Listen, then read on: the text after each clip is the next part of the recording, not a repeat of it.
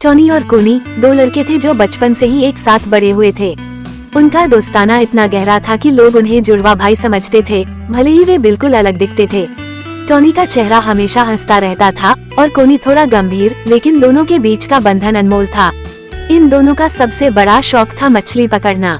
उन्होंने अपने बचपन का अधिकांश समय नदियों और तालाबों के किनारे बिताया था। बरसात के मौसम में जब नदियां उबड़ खाबड़ हो जाती थीं और पानी का बहाव तेज हो जाता था, तब भी टोनी और कोनी डरते नहीं थे। वे जानते थे कि यह समय मछली पकड़ने का सबसे अच्छा होता है। वे अपनी छड़ी और चारा लेकर हर दिन नदी पर पहुंच जाते थे। एक दिन, जैसा कि हर रोज की तरह, टोनी और कोनी अपनी नाव लेकर नदी पर निकल पड़े। मौसम में थोड़ी उमस थी और बारिश की बूंदें कभी कभी गिर रही थीं। नदी में पानी का स्तर काफी बढ़ चुका था और उसके किनारे दिखने मुश्किल हो रहे थे।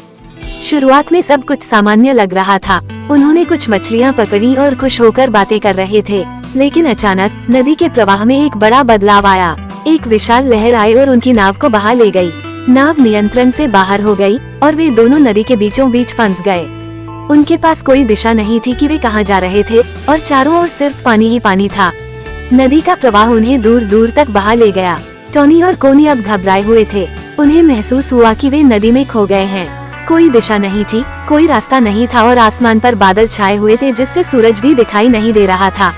घंटों तक वे नाव में बैठे रहे, अपने गांव से मीलों दूर। अंधेरा घिर आया और ठंड भी बढ़ने लगी। वे दोनों एक दूसरे को हिम्मत दिलाते रहे। टोनी ने कहा, कोनी, हमें हिम्मत नहीं हारनी चाहिए। हम बचपन से एक साथ हैं और इस मुश्किल से भी एक साथ निकलेंगे। कोनी ने सहमति में सिर हिलाया, लेकिन उसकी आंखों में चिंता साफ दिखाई दे रही थी। आखिरकार रात गहरी हो गई और दोनों ने फैसला किया कि वे बारी बारी से जागते रहेंगे ताकि किसी भी खतरे से बचा जा सके। रात के बीच में जब कोनी जाग रहा था, उसने नदी के किनारे पर एक हल्की सी रोशनी देखी।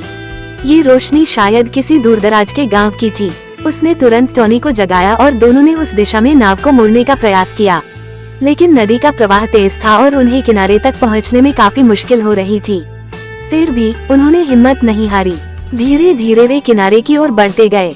सुबह होते होते वे किसी तरह उस रोशनी के करीब पहुंच गए। वहाँ एक छोटा सा गांव था जहाँ के लोगों ने उन्हें देखा और तुरंत मदद के लिए आ गए। गांव वालों ने उन्हें आश्रय दिया और उन्हें गर्म भोजन खिलाया। टोनी और कोनी ने उन लोगों को धन्यवाद कहा और बताया कि वे कैसे नदी में खो गए थे। गांव के बुजुर्गों ने उन्हें बताया कि यह नदी बहुत खतरनाक है और कई बार लोगों को बहा ले जाती है, लेकिन सौभाग्य से टोनी और कोनी सही समय पर बचा लिए गए। कुछ दिनों बाद गांव वालों की मदद से वे अपने गांव वापस लौट गए। इस घटना ने टोनी और कोनी के बीच की दोस्ती को और भी मजबूत कर दिया। उन्होंने सीखा कि चाहे कितनी भी मुश्किलें आ जाएं, सच्ची दोस्ती और धैर्य के साथ हर समस्या का सामना किया जा सकता है। इस अनुभव ने उन्हें न केवल जीवन का एक महत्वपूर्ण सबक सिखाया, बल्कि यह भी कि किसी भी परिस्थिति में उम्मीद नहीं खोनी चाहिए। टोनी और कोनी गांव लौट आए, लेकिन यह अनुभव उनके मन में हमेशा के लिए छाप छोड़ गया। वापस लौटने के बाद दोनों ने महसूस किया कि उनके जीवन में ये घटना एक नया मोड़ लेकर आई थी। वे अब पहले से भी ज्यादा गंभीर और जिम्मेदार हो गए थे।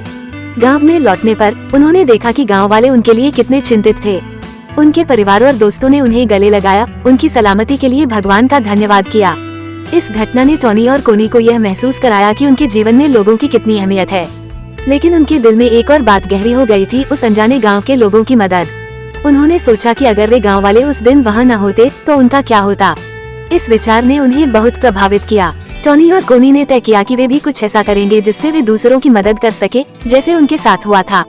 समय बीतता गया, लेकिन टोनी और कोनी के मन में हमेशा उस अनुभव की यादें ताज़ा रहती। एक दिन उन्होंने निर्णय लिया कि वे गांव के युवा लड़कों और लड़कियों को नदी के खतरों और उससे निपटने के तरीके सिखाएंगे। उन्होंने अपने गांव के पास एक छोटी सी मछली पकड़ने की अकादमी शुरू की। इसमें उन्होंने न केवल मछली पकड़ने की कला सिखाई, बल्कि यह भी सिखाया कि कैसे नदियों और अन्य प्राकृतिक खतरों से सावधानी बरती जाए। उनकी अकादमी जल्द ही आसपास के गांवों में भी प्रसिद्ध हो गई।